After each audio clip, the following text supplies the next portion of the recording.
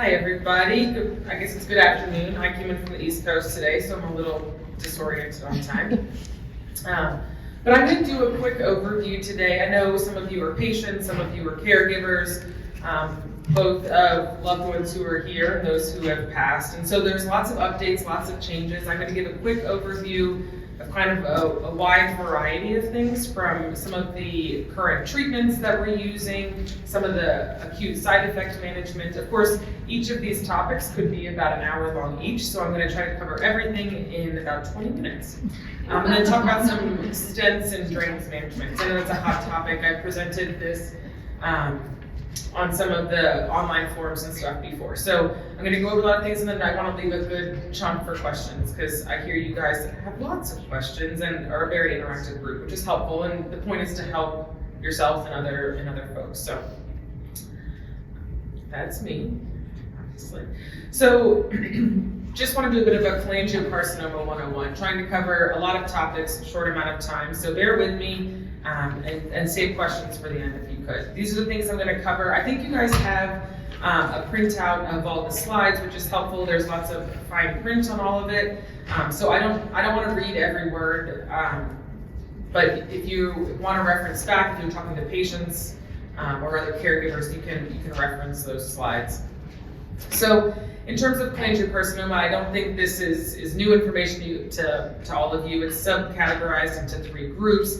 It's all treated quite similarly. Where this variation comes in is from a medical perspective, is understanding some of the subtypes. We know that intrahepatic cholangiocarcinoma are known to have certain mutations more than gallbladder cancers, for example, or extrahepatic. Again, off the bat, they're treated the same way. It's relevant to the providers. I think what's interesting is that if you look at the data, most patients in the world have perihilar cholangiocarcinoma or Klatskin's tumors, but we're seeing is a significant increase in intrahepatic cholangiocarcinoma, and you'll probably see that in some of the data throughout the rest of the week.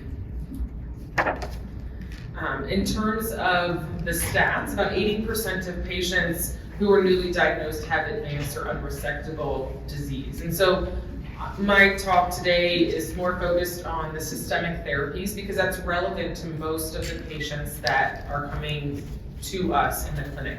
About 2% have a 5-year survival rate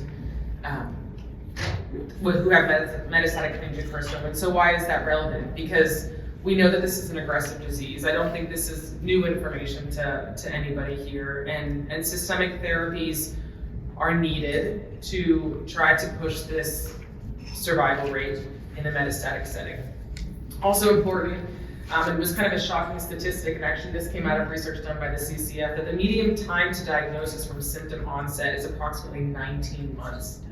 That's a long time, and it's critical time. That is how we can shift this 80% of patients diagnosed in the metastatic setting. And a lot of that is awareness of the disease, symptoms, etc.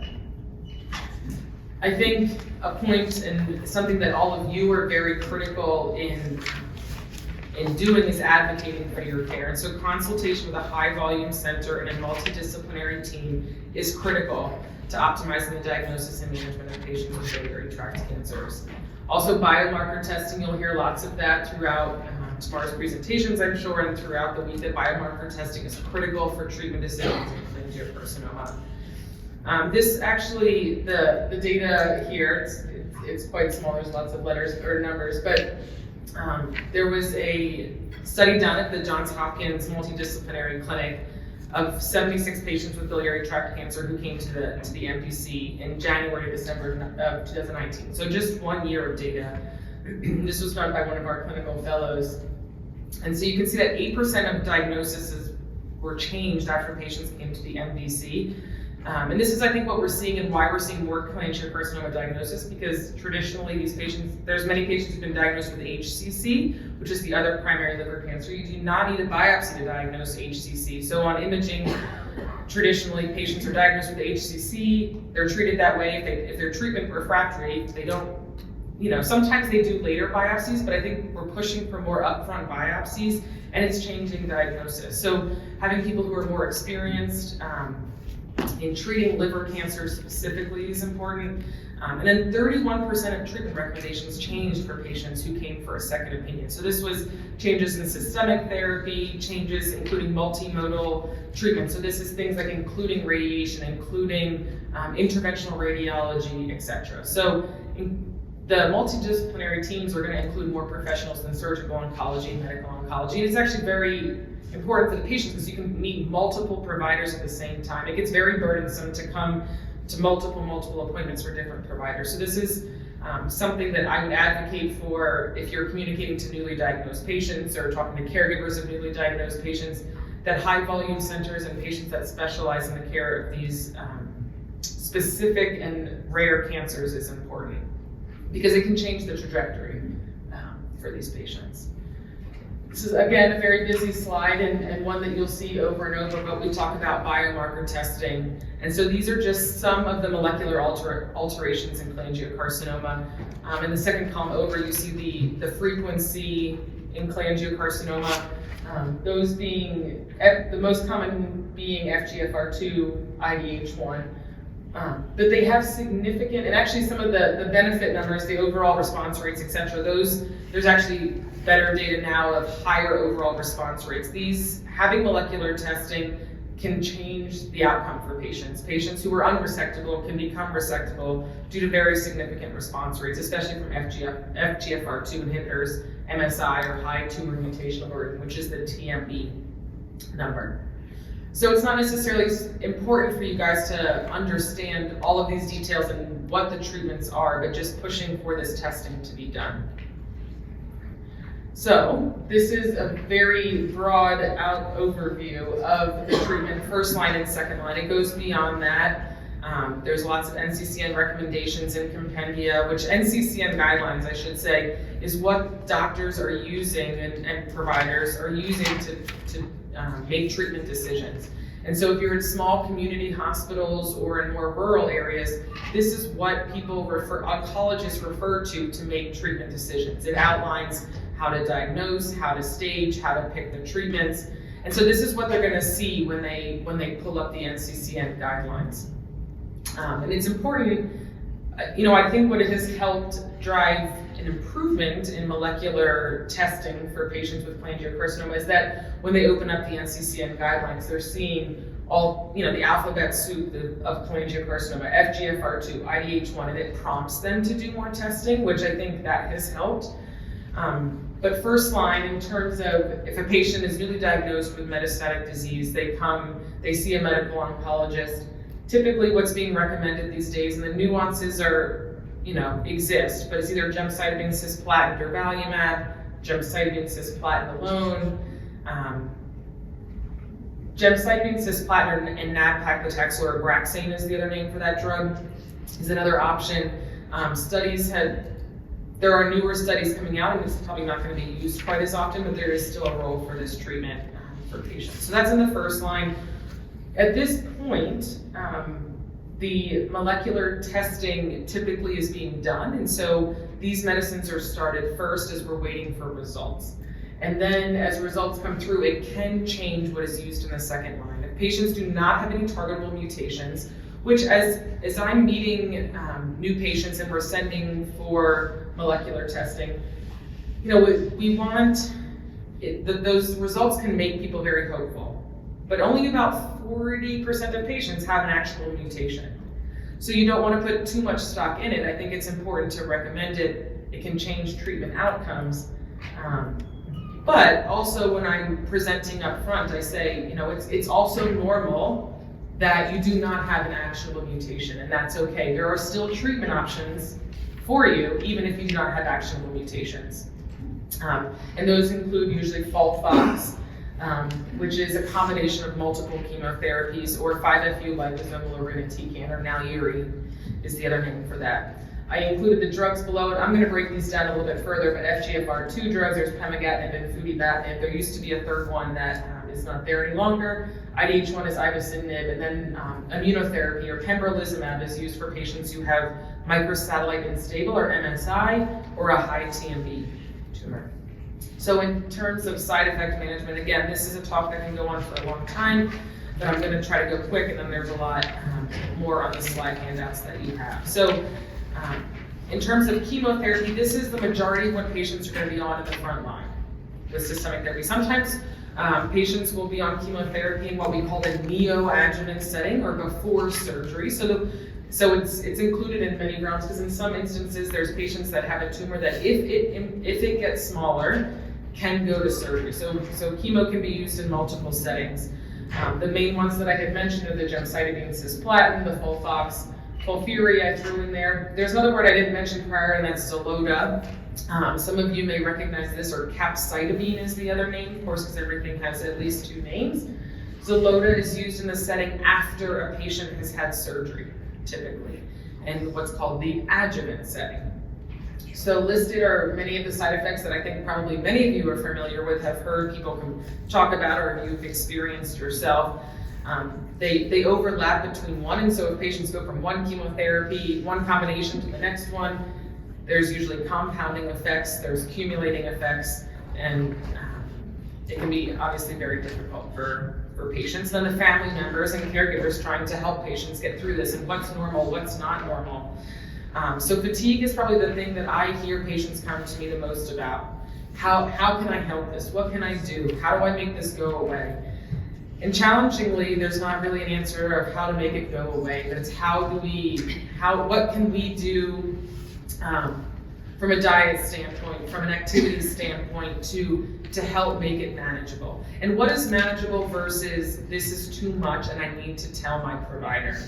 Because some people, out of the gates, they do quite well and they can do back-to-back chemotherapy. It's pretty tight regimens. They're every week or every 2 weeks. And so if people are working or working part-time, and then it can accumulate. But if somebody has significant fatigue from the disease and then also the treatment on top of that from the start, they don't know what too much is.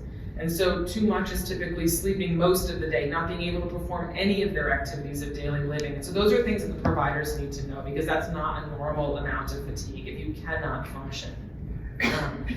And so there's lots and lots of things on this slide, some of them being related to things that we can fix. These are things like anemia. With ongoing chemotherapy, it causes your blood counts to be low, and sometimes transfusions can help. They're very short-lived.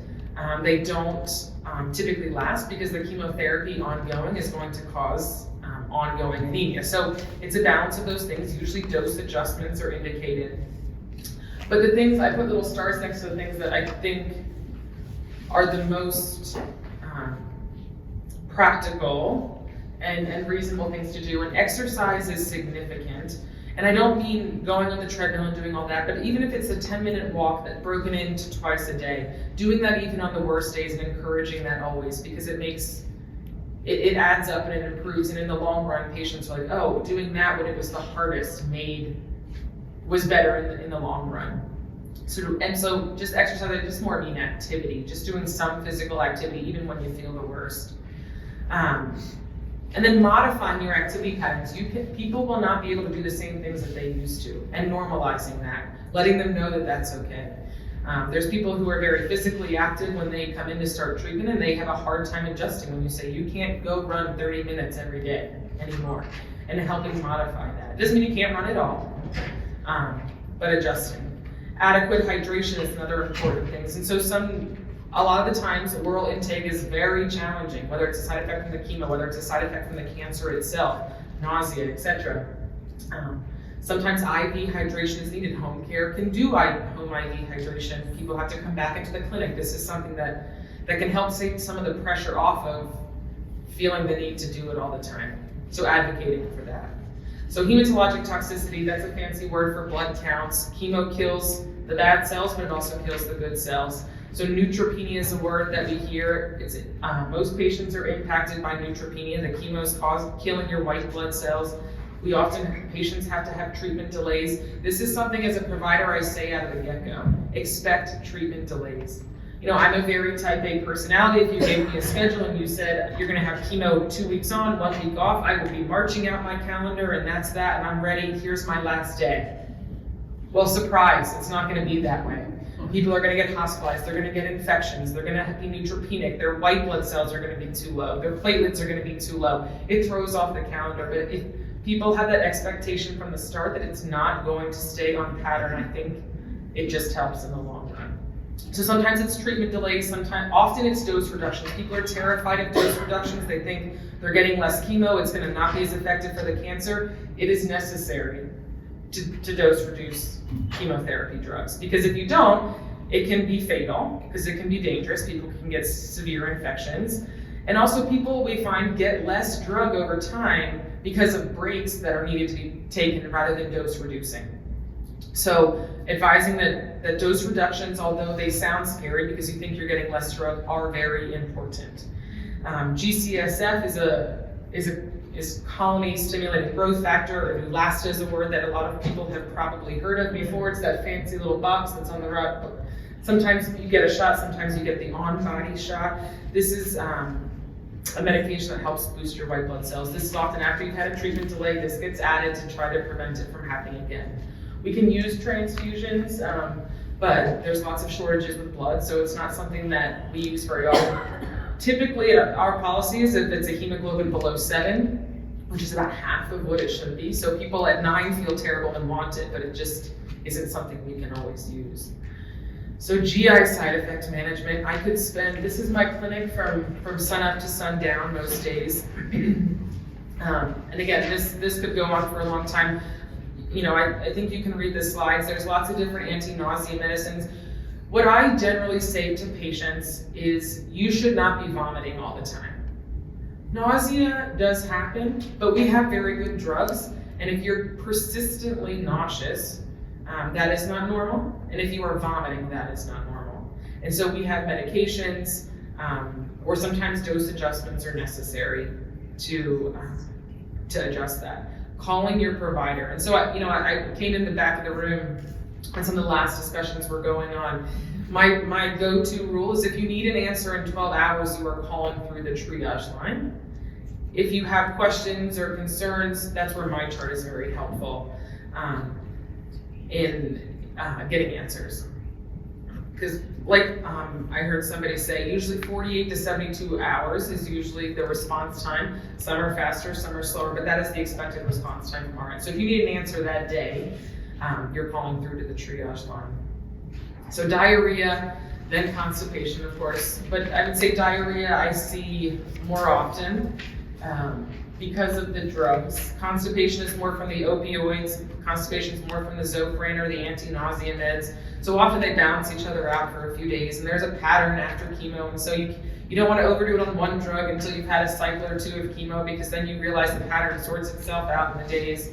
But you see this lovely bland picture of the brat diet: bananas, rice, applesauce, and toast. So this is, people are tired of taking meds. They say, Paige, I call you, and your solution is always another medication. So this is a non-medication option that people have, but I did include some other medication options. Imodium is one that people are very familiar with. Bowels are different for everybody, and often the disease itself causes a lot of challenges with the bowels. And so managing this is an ongoing thing. But if you have not, both with constipation and with diarrhea, if it's outside of your normal, you need to be calling into the doctor or the provider or the triage team to get adjustments. And this is the bread and butter of what triage nurses do. And if you feel like it's not right, you should be calling. So neurotoxicity management, this is something that comes up. So neurotoxicity just means the nerves. Peripheral neuropathy is the word that most people are familiar with. So a lot of the drugs, the chemotherapy drugs that we use to treat cholangiocarcinoma and many types of cancer, cause significant neurotoxicity or peripheral neuropathy. And this can be very debilitating. But what I think, my take-home message as a provider, and what I tell them from the start, is making patients aware that this is a side effect of many of the drugs that we use. And people don't want to tell me that they're having peripheral neuropathy, because they say, if I tell you, then you're going to take the drug away. You're going to reduce my dose, and I'm not getting as much, and then my cancer is going to be out of control. But also, your quality of life, if you're falling, tripping, can't write, can't button your shirts, can't zip your shirts, is also quite severe. So knowing that, putting it out there that it can be very severe and it can really affect people's quality of life, and this can be permanent. So it's necessary to adjust early, and we have medicines that we can use I've listed some of them here, but you know, it can be so severe that patients need opioids just for the peripheral neuropathy pain. And that's on top of everything else, which is typically disease-related pain, etc. So managing up front, making people aware of it from the start that this is a potential side effect, and you need to let me know if it's getting worse.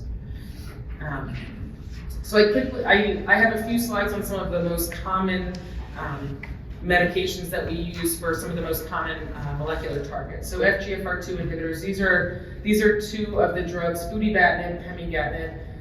But the one I want to highlight, so what you'll see is overlap between a lot of these categories. And so we've talked about some of the other side effect management that was listed on the slides, but what I'm going to point out is some of the things that are unique to these drugs. This one being hyperphosphatemia. You can see a very high percentage of patients have hyperphosphatemia. High phosphate's a lab that we see in the blood work. So most patients off the bat are pretty asymptomatic from this. We'll typically check labs every 1 to 2 weeks for the first 1 to 2 months, and then space that out if things are okay. The median time that we see to onset of high phosphate levels is about 15 days or about 2 weeks. So what I tell patients who are starting these drugs is about the high phosphate foods, dairy, bran, cereal, etc. It's already tough because most people's diets are already have alterations because they can't tolerate certain things. They have a really poor appetite at baseline, so we're just adding to that. So understanding that, yes, I can tell you till I'm blue in the face that you shouldn't eat these foods and you should eat these foods. At some point you have to eat what you can eat, and we can make adjustments. There's extra medicines. This fancy chart's a little dramatic, and it's not for any patient to know specifically, but there are meds that we can use. Of course, they're 3 times a day meds. They're big pills. Sevelamer is the main one. Yeah, it's hidden in that one chart. Sevelamer is the one medicine that we can use, but again, adding 3 big pills to every day's regimen is also not ideal. But for a drug that can be extremely effective, can have up to a 40% response rate. Some of these things we have to dose adjust, things like that, but that's the importance of getting your labs checked and why it feels like we do it excessively a lot of the time. IDH1 inhibitors is another class, very well tolerated overall. The symptoms that you can see on here, what's hard in these studies is to piece apart what's disease related, what's drug related. There's nothing super unique to this class. People tolerate it well, and patients can stay on these drugs for quite a long amount of time and not have any issues. And so another hot topic, quickly jumping from side effect management of drugs, is to stents and drains management. So a lot of people either come to me newly and already have stents and drains, or they get them along the way if the cancer is progressing and causing challenges, or just moving, growing in a certain way, not necessarily progressing, but just growing in a certain way.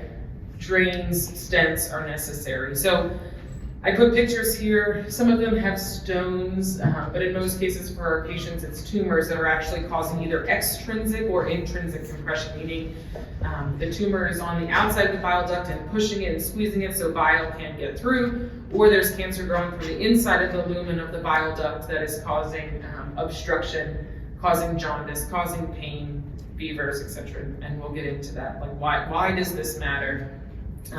Because I think this is one of the biggest quality of life issues for my patients with cholangiocarcinoma, is dealing with challenges of biliary obstruction, external drains, internal stents. What do they all mean?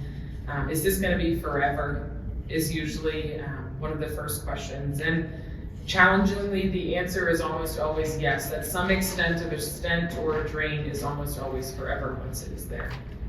And also when I'm, as a provider, committing a patient or sending them to interventional radiology, setting that expectation up front. That once often this procedure is done, that is it. Not that is it in terms of, we can still continue treatment, chemo, targeted therapies, etc. But once a drain is in, it is typically there for good. And so why does bilirubin matter? So we put these stents in, we put these drains in because people are jaundiced, their bilirubin is elevated. Bilirubin is a yellow colored byproduct of hemoglobin. So hemoglobin is the red blood cell. And so our body breaks this down, our liver processes it and tries to get rid of it. If the bilirubin level is high, it leads clinically to jaundice. So patients have yellowing of their eyes, yellowing of their skin. It's how a lot of patients are diagnosed off the bat with cholangiocarcinoma. It can cause pale colored stools, dark urine. People think that they have urinary tract infections or blood in their urine. It's often bilirubin. It looks like Coca-Cola or dark tea. Skin is itching. It can be diarrhea just because you're not able to digest fats properly. And so who cares? What if the bilirubin's high? Can we let it go and just smoke on? Well, certainly not. The fancy word that you see there is cholestasis or blockage favors bacterial growth. And so people can get very significant infections. If you have bile backed up into the liver, it can cause bacterial overgrowth, proliferation. The fancy word is cholangitis, and so that's something that comes up with many patients that I treat. People are hospitalized frequently with cholangitis related to blockage of their bile ducts.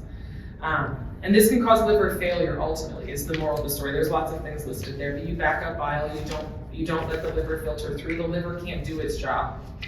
And that would ultimately lead to liver failure, which is not compatible with life.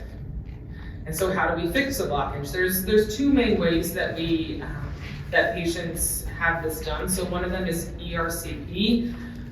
There's a long fancy word there, but no one refers to it as that. They just call it ERCP. And so this is done by gastroenterologists typically. This goes down through the throat. And this typically places what's called an internal stent. But this requires a functioning being able to access it from the inside and being able to put a stent on the inside. It could be a metal stent, it could be a plastic stent. I know that's also a very hot topic question, plastic versus metal. I'm not going to get into all that. I am not an interventional radiologist, and that's who does these procedures. Some are more permanent, some are less permanent. Regardless of which one, they often need to be exchanged frequently. This is an ongoing thing. And so setting that expectation from the start that once you've had a stent placed, it typically needs to be replaced or exchanged every 3 months, if not sooner. So ERCP is one route. Nothing is seen on the outside. So if you have an ERCP and you have a stent placed, patients would not have a drain on the outside from this procedure. And that's very important to, it's scary. You go into a procedure and you want to know what to expect on the other side. Let's see. And if ERCP doesn't work, which challengingly many times it does not, some of it depends on the skill of the proceduralist. These are very difficult and small tumors.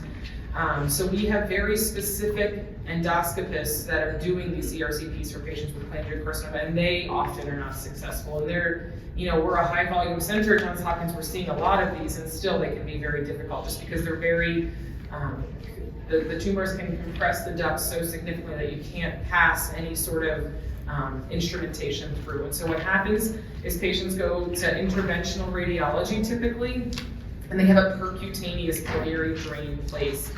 I put some pictures. Patients often, if they have one, will often end up with 2, can end up with 3, and people, that impacts quality of life significantly. You can't swim, you can't take a bath. It changes things moving forward. But they also can be very effective in draining the bilirubin out so we can give effective treatment. It's you need both of them. Because if people's bilirubin is too high, their liver function tests are too high, it's not safe to give treatment. And so it can be a revolving door. And so it's typically a necessity to do this instrumentation. And so if you can't relieve the drainage from the inside, you have to go from the outside. And that's what these procedures do. There's the left duct, there's the right duct, and that's what the picture shows. So some people have a unilateral drain, some people have bilateral or multiple. Whatever it takes to decompress the ducts is the words that the interventionalists use. So like I said, there's stents which are internal. There's a good picture on the left of what a stent does. It's similar to a coronary stent. If someone has plaque in an artery in their heart, you have to open the stent up and allow for good flow. And then drains are on the outside. Sometimes they're connected to a drainage bag, often for 24, 48 hours. Some people have to be connected to a bag always, depending on how well or not well they are draining. But often what's left is a tube that has to be flushed. This is something that also requires a lot of help from caregivers and patients themselves. If I have patients who live by themselves, take care of themselves, these drains can be extremely difficult. They need dressing changes multiple times a week. They need flushes twice a day, if not more, if there's lots of sludge or, are thicker bile, and sometimes they need to be flushed more frequently. So internal stents and external stents are overall managed the same way. Most of the things that are in the internal stent category go for both. External obviously has more in terms of management on the outside of, like I said, the dressing changes, the flushing, etc. The most important stuff from a patient and caregiver with either one of these is managing for signs and symptoms of infection. So this could be, signs and symptoms of obstruction, so meaning the blockage still exists despite having those drains. This would be ongoing jaundice, darkening urine, tail stools, abdominal pain. Often they require frequent upsizing. So you go for one procedure, you're like, I've got a drain on the inside, or I've got a stent, I'm good to go. Typically, it requires multiple hospitalizations, multiple upsizings, which is, it delays treatments. It causes a significant impact on quality of life. So, again, setting the expectations from the start that it's not going to be one procedure and you're good to go. And again, none of these things are fun to share with anybody, but I think people can deal with the backlash better if they knew it could be coming. And the best case scenario, it's not necessary, but often it is. Talking with whoever does the procedure, whether it's GI or interventional radiology, will tell you the frequency of needing to upsize or exchange these drains. It's a lot of coordination of care. You have to do it between your chemotherapy sessions. It's an extra time you have to come in. People don't live close to these centers. And that's another thing you have to take into consideration. So infections, again, are quite common. People can get site infections in the skin. People can get infections internally. Once you have done a procedure one of these times, it significantly increases your risk to have multiple infections. Your gut is not sterile, and your bloodstream is. And so once you've had these procedures, it will constantly introduce some level of bacteria into your bloodstream because there's a foreign body inside. And so that's the problem. And so that was a lot of things, and very general, but I'd be happy to answer whatever questions I can. Great job. Thank you. And why Yeah. What percentage of patients need a stent treatment? I don't know that I can come up with a percentage. I would say of the patients that I take care of, I would say at least 75% have either a stent or a drain in the metastatic setting.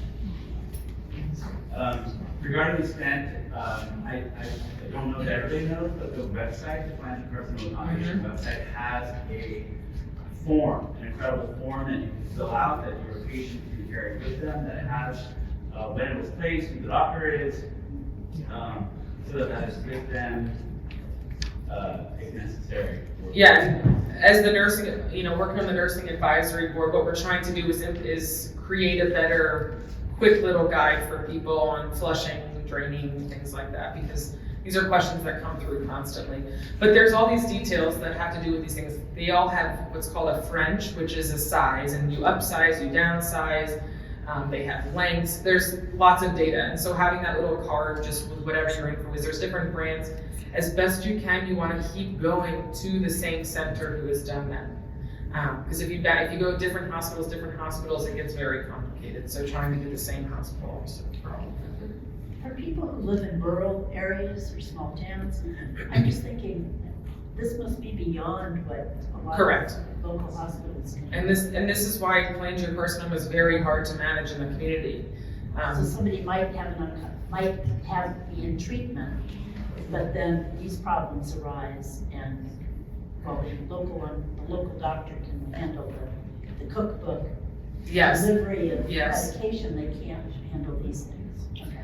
And it does affect treatment outcomes, because some people, if you're never able to get past these infections or blockages, they'll never get to, they may not make it back to treatment because they're so sick from that. And sometimes that's the case regardless of location.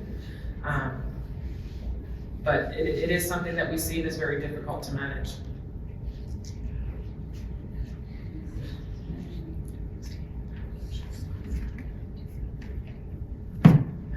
Most people are probably, there's one. Yeah, I don't know if this is for you or whoever, but I don't know that it would have changed anything, but at least in my husband's experience, like he had a drain placed like months after he was diagnosed, and then he was unable to he was ineligible for basically every clinical trial because of his risk of infection, and just nobody told us that. Now, I don't know that there were a lot of options if he needed that release, and maybe it just would have happened anyways, but I wish we would have known that going into the procedure. And in Mayo, the police did. Not that we're supposed to be naming names, but. It's hard to, I mean, having a biliary drain is not in itself an exclusionary criteria. Maybe it was. It's tricky, right? Because it often implies other things are going on as well. So is the bilirubin never low enough? Have they had bacteremia, which is a bloodstream infection? And so yes, it leads to other things that are exclusionary, but having the biliary drain itself is not. But also you may never ever get any treatment if you don't have the drain. So it's this chicken or the egg, and you just spiral around. So I wouldn't say up front, if you get this, you're going to be excluded from trials, because that itself is not. But it leads to other things that can be. Yeah. So I just wanted to say that I think this would be a good presentation to be made on the Wednesday. I did do a stents and drains one on a Thursday. What's the Thursday one? No, it's the Thursday at like 4 p.m. One it's online. I know the webinars, yes. Yeah, I mean, I just think the first time I came to this in 2019, just to hear this overview would have been really nice.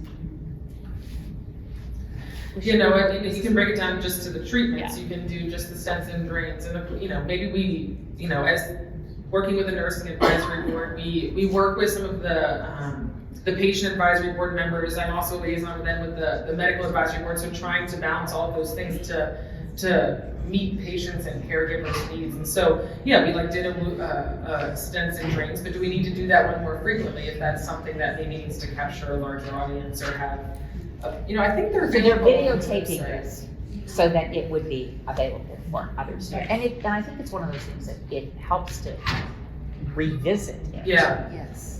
Not just do it once, because everybody can't read it at the same time.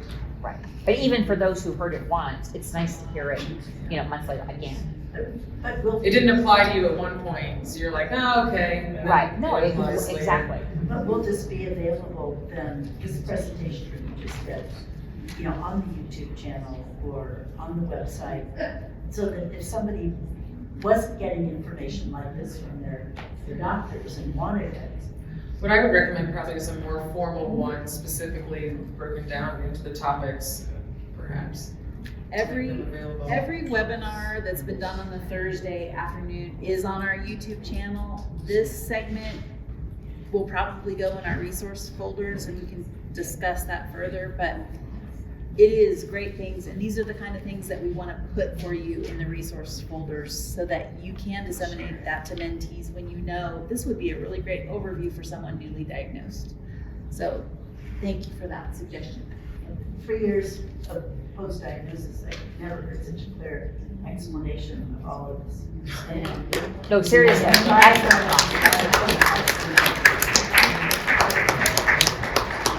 There's a few nursing advisory board members that'll be presenting, I think, again, an overview, of systemic therapies tomorrow, and then one on brain metastasis, which I think is something that's not talked about, but is important. So there'll be an afternoon tomorrow.